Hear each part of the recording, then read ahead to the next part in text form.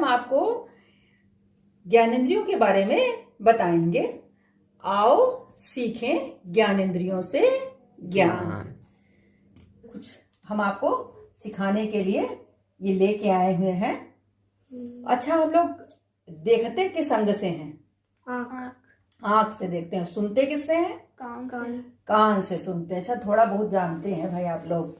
तो हम आज आपको ज्ञानेंद्रियों के बारे में बताएंगे। ज्ञानेंद्रियां कितनी होती हैं? 5 होती हैं। कितनी होती हैं?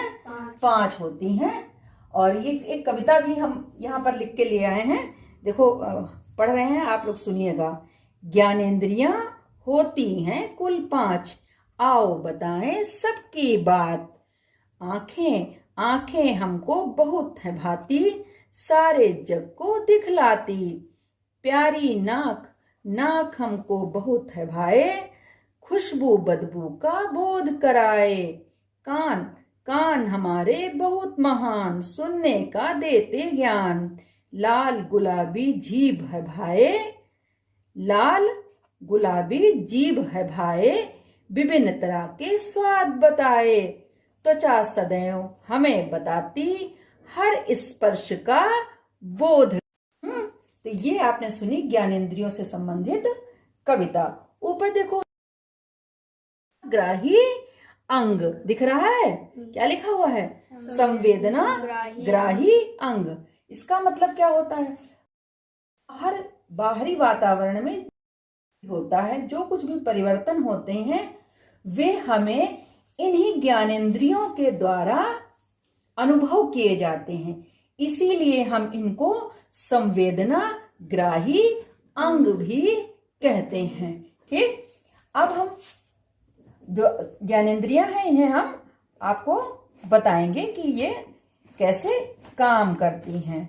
तो कुल हमारी 5 ज्ञानेंद्रियां होती हैं, जिसमें हम पहली ज्ञानेंद्रिय के बारे में बताने जा रहे हैं। 1 2 3 4 5, किसी को भी हम पहले नंबर पर रख सकते हैं। इसका कोई विशेष क्रम नहीं होता। बच्चों, हम लोग नेत्र के बारे में जानेंगे। देखिए, लिखा हुआ है मानव नेत्र, यानी मनुष्य की आंख। ये देख रहे हो, ये आंख ऐसी दिखाई देती है हमको ऊपर से। हाँ, देखिए दिखाई देती है। हम सबकी आंखें ऐसी तो दिखाई देती हैं। ये ऊपर जो बाल दिख रहे हैं, इनको क्या कहते हैं हम लोग? पलक कहते हैं। ये पलक आंख की रक्षा करती है, धूल गंदगी से आंख को बचाती है। अब यहाँ पर देख रहे हो, ये देखिए आंख में ये सफेद रंग का, पूरा सफेद रंग दिख रहा है आंख का हिस्सा। ये सफेद हिस्सा दिख रहा है, इसे हम कहते हैं श्वेत मंडल। क्या कहते हैं? श्वेत मंडल। यही बाहरी परत भी है।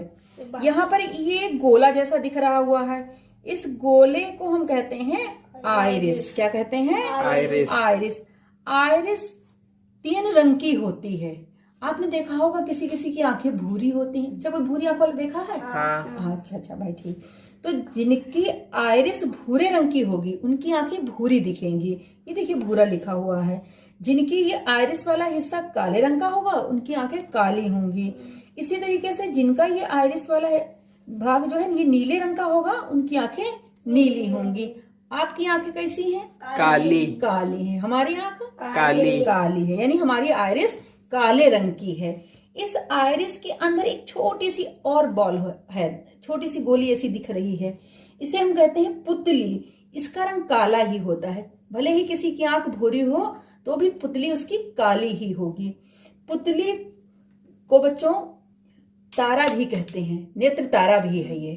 अब ये यहाँ पर भी देख रहे हो, एक बना हुआ चित्र है। ये आंख की आंतरिक आकृति है, यानी अंदर से आंख, आंतरिक संरचना इसकी ये है जो दिख रही है आपको, है वो ये है। यहाँ पर हम इसको ध्यान से देखेंगे। आंख में 3 परतें होती हैं। कितनी परतें होती हैं? 3। बाहरी परत को कहते हैं बाह्य पटल। बाह्य पटल को इधर से देखेंगे तो ये उभरा हुआ हिस्सा दिखाई देगा। इस उभरे हुए हिस्से को हम कहते हैं कार्निया। क्या कहते हैं? कार्निया। कार्निया के तुरंत बाद एक द्रव भरा होता है जिसको नेत्रोद या जली द्रव कहते हैं।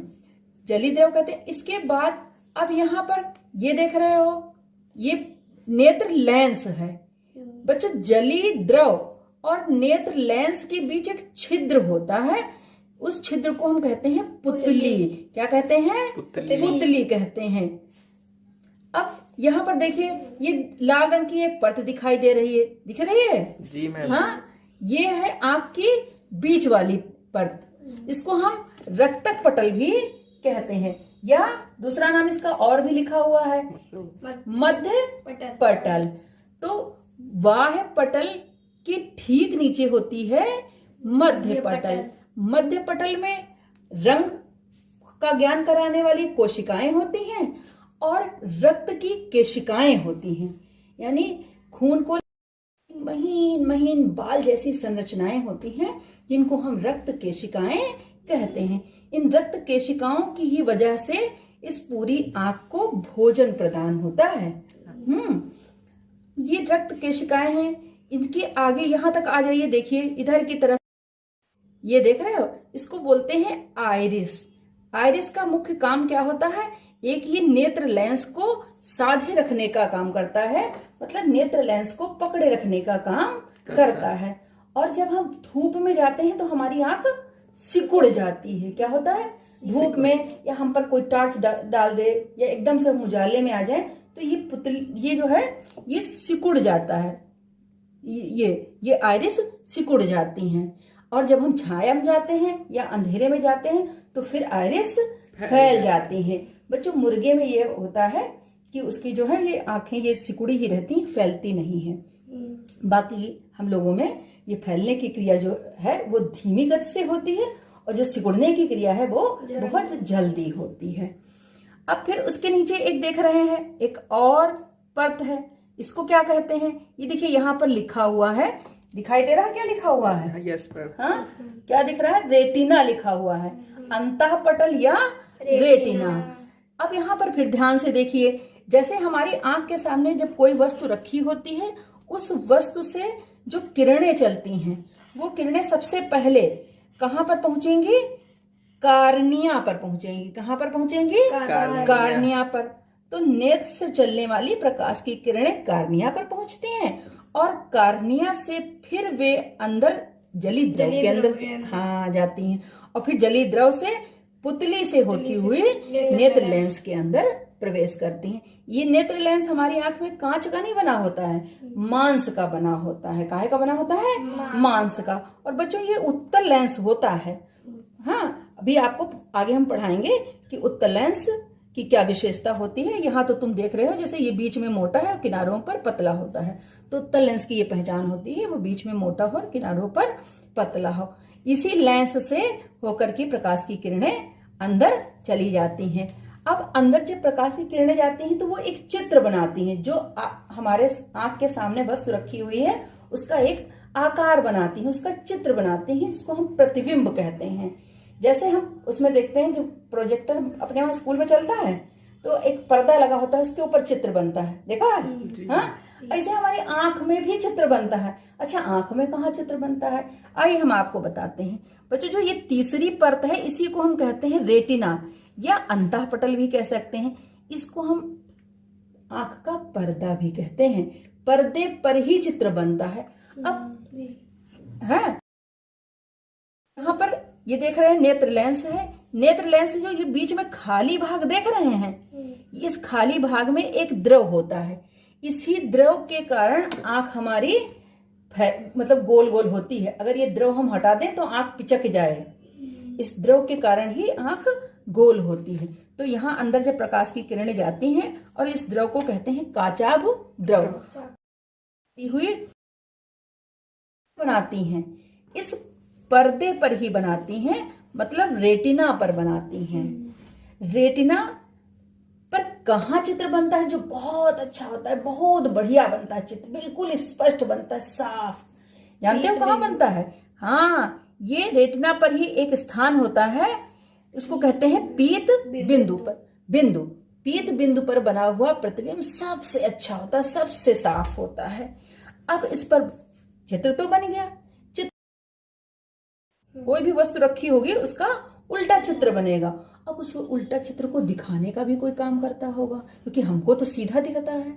तो अब हम आप इधर ध्यान से देखिए, यहाँ पर देख रहे हैं ये बाल जैसे दिखाई दे रहे हैं, काले काले बाल। जैसे हम लोग बाल बिखरे होते हैं तो एक रबड़ लगा लेते हैं, उसके बाद ये बाल फिर बिखर जाते हैं। तो लगी हुई है जहां पर ये सब, ये जो काली काली ये बाल जैसे दिख रहे हैं, इनको हम कहते हैं दृष्टि तंत्रिकाएं। ये दृष्टि तंत्रिकाएं जिस बिंदु से निकलती हैं उस बिंदु को कहते हैं अंध बिंदु। अंध बिंदु से निकल करके ये तंत्रिकाएं मस्तिष्क में जाती हैं, जो हमारे आंख के सामने रखी है उसमें प्रतिबिंब करके दिखाने का काम करती हैं। तो अंध बिंदु पर कोई प्रकाश नहीं होता। एक बार फिर हम लोग यहाँ पर जो ये अंदर की संरचना ये देख रहे हैं, इसमें जो उभरा हुआ भाग है इसको कार्निया कहते हैं। कार्निया के ठीक बाद एक द्रव भरा रहता है जिसको नेत्र द्रव कहते हैं। उसके बाद फिर यहाँ पर आप देख रहे हैं ये आइरिस और ये नेत्र लेंस के बीच में ये स्थान जो खाली है इसको कहते हैं पुतली। पुतली से प्रकाश अंदर जाता है और यहाँ से फिर इस द्रव के अंदर जाता है, इसको कहते हैं काचाभ द्रव। और उस जो किरणें अंदर प्रवेश करती हैं वो प्रतिबिंब रेटिना पर बनाने का काम करती है। रेटिना पर सबसे अच्छा प्रतिबिंब कहाँ बनता है? पीत बिंदु पर बनता है। फिर अब इसको सीधा करने का काम करती हैं दृष्टि तंत्रिकाएं। दृष्टि तंत्रिकाएं रेटिना के जिस बिंदु से निकलती हैं उस बिंदु को कहते हैं अंध बिंदु। ये जो दृष्टि तंत्रिकाएं हैं ये वस्तु का सीधा प्रतिबिंब दिखाने का काम करती हैं और वो करता है मस्तिष्क। मस्तिष्क उस वस्तु का सीधा प्रतिबिंब दिखाता है। बच्चों, हमारे आंख की एक और बहुत बड़ी विशेषता है, ये दोनों आंखें तो हमारी दो हैं लेकिन किसी भी वस्तु का प्रतिबिंब एक ही प्रतिबिंब बनाती हैं। ठीक है, ये नहीं कि दो आंखें हैं तो दो प्रतिबिंब बनाए या दो आकार दिखाने का काम करते हैं। इस प्रकार से आपने चलते हैं अगली ज्ञानेंद्रिय की ओर।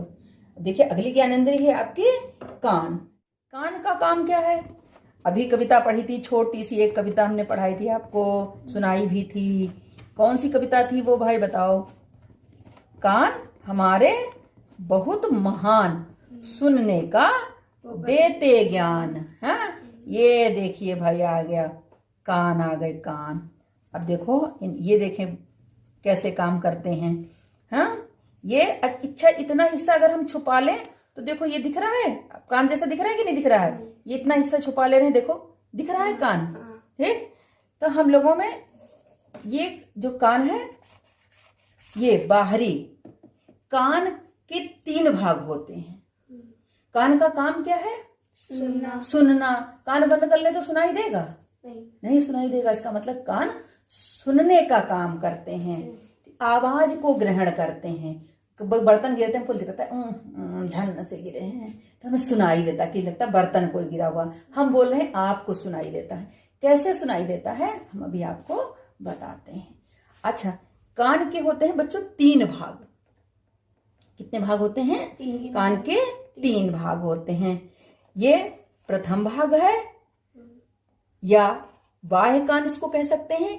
कान को हम संस्कृत में कर्ण कहते हैं और अंग्रेजी में क्या कहते हैं? ईयर कहते हैं। गुड।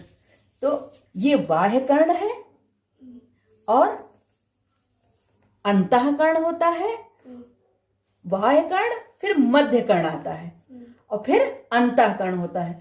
तो बाह्य कर्ण और अंतःकर्ण के बीच में मध्य कर्ण होता है।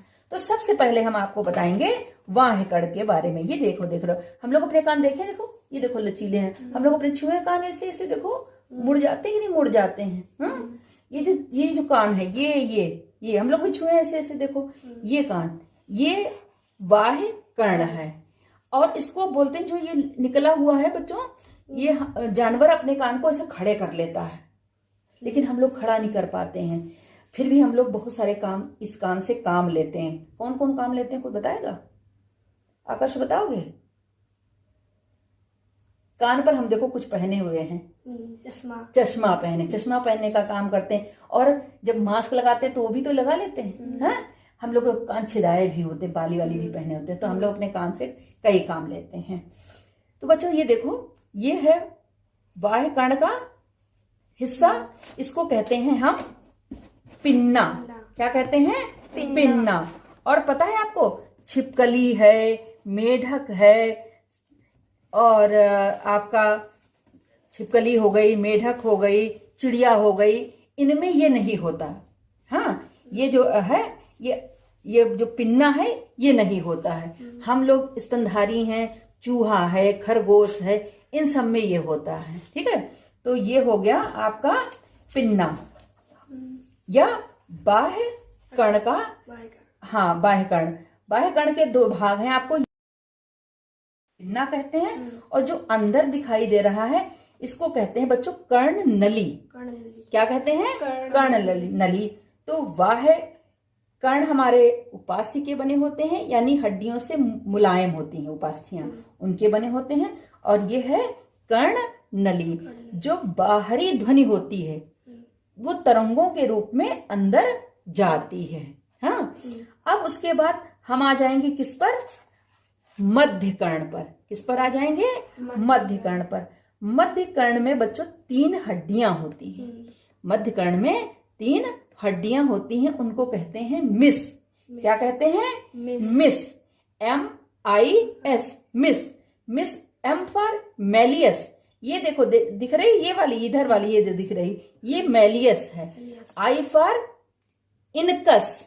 ये 3 हड्डियां होती हैं मध्य कर्ण के अंदर, इनकस। और ये सबसे छोटी हड्डी होती है कान की, इसको कहते हैं स्टेपीज। तो मैलियस, इनकस और स्टेपीज, ये तीनों हड्डियां मध्य कर्ण में होती हैं। और यहां पर भी एक ये हिस्सा देख रहे हो, ये आपका कर्ण गुहा होता है। जब ध्वनि तरंगे अंदर जाती हैं तो ये इस पर्दे पर जाती हैं, यही कान का पर्दा है बच्चों। बाह्य कर्ण में ये हो गई कर्णनली, और कर्णनली का अंतिम सिरा ये होता है कान का पर्दा। क्या होता है? कान का पर्दा। जब आवाज तरंगों के रूप में इनके अंदर जाती है तो यहाँ पर पर्दे पर कंपन होता है। क्या होता है? कंपन। कंपन मतलब एक हलचल होती है। कभी पानी में पत्थर मारा है? मारते तो हो, तो हलचल होती है उसमें।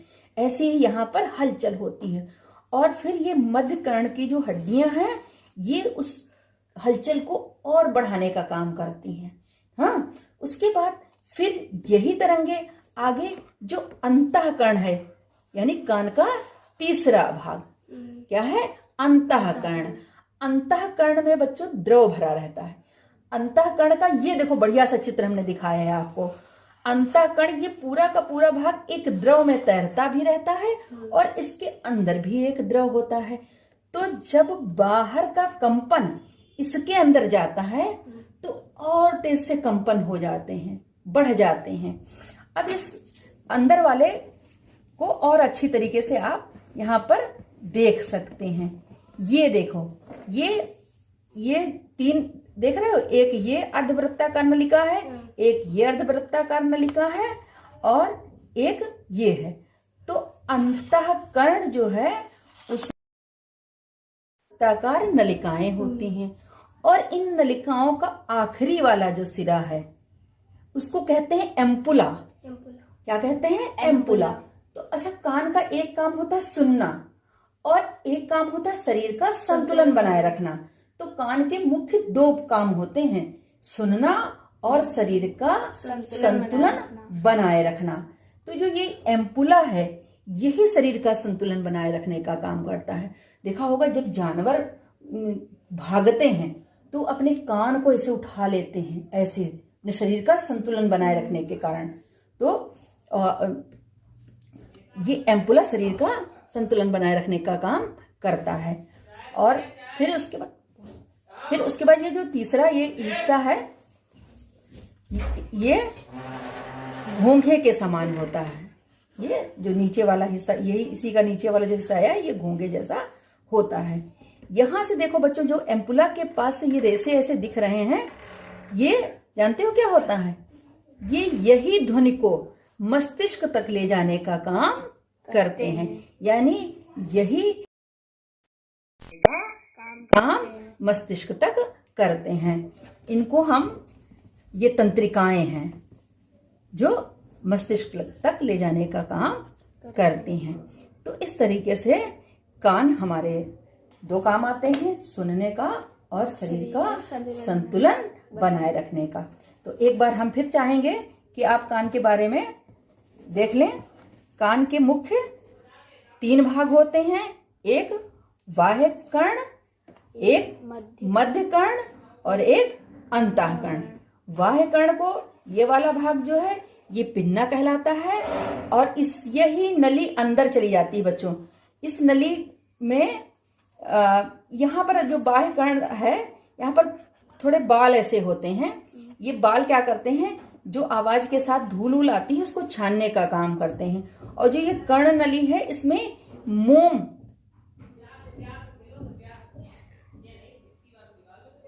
जैसा पदार्थ होता है। तो अगर ज्यादा धूल आती है तो इसके अंदर ही चिपक जाती है। कभी कभी हम लोग बट डालकर इसे खोद कर निकाल लेते हैं, वो मोम जैसा होता है। उसके बाद इसी के आखिरी छोर पर होता है कान का पर्दा, यानी कर्ण नली का अंतिम सिरा कान का पर्दा कहलाता है। फिर आता है मध्य कर्ण। मध्य कर्ण में 3 हड्डियां होती हैं, मेलियस, इनकस और स्टेपीस, जो बाहरी ध्वनि तरंगों के रूप में जाती है तो यहाँ पर बहुत तेज से कंपन उत्पन्न करता है और उस कंपन को बढ़ाने का काम करता है मध्य कर्ण।